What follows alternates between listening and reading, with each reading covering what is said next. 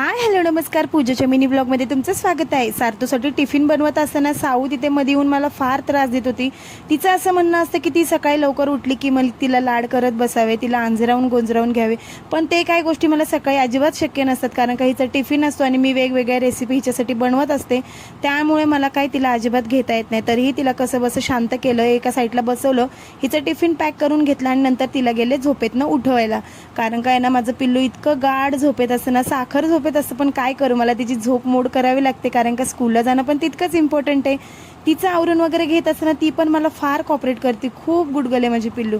आणि मग त्यानंतर तिला नाश्ता वगैरे देऊन स्कूलला पाठवलं। स्कूलला पाठवल्यानंतर मग मी घेतलं स्वयंपाक करायला।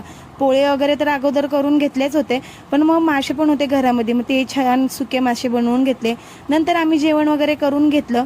जेवत असताना साऊ बघा, तिच्या हाताने खायला तिला फार आवडतं। दुपारी मी आणि सोनू जरा टाइमपास करण्यासाठी बाहेर गेलो होतो।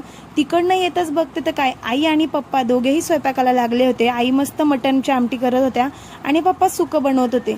मग काय, स्वयंपाक वगैरे झाल्यानंतर मी ओटा क्लीन करून घेतलाच आणि नंतर सार्थूसोबत अभ्यासाला बसले। आणि सार्थूसोबत अभ्यास करता करता मलाही काही नवीन नवीन गोष्टी शिकता येतात, त्याचा आनंद काय माझा वेगळाच असतो। जेवण वगैरे झाल्यानंतर ओटा पूर्ण क्लीन करून घेतला आणि सार्थूच्या पप्पांनी मस्त असा कोण आणला होता, तो कोण मी पहिल्यांदाच ट्राय करत होते। असा गेला माझा दिवस। Thank you for watching, bye.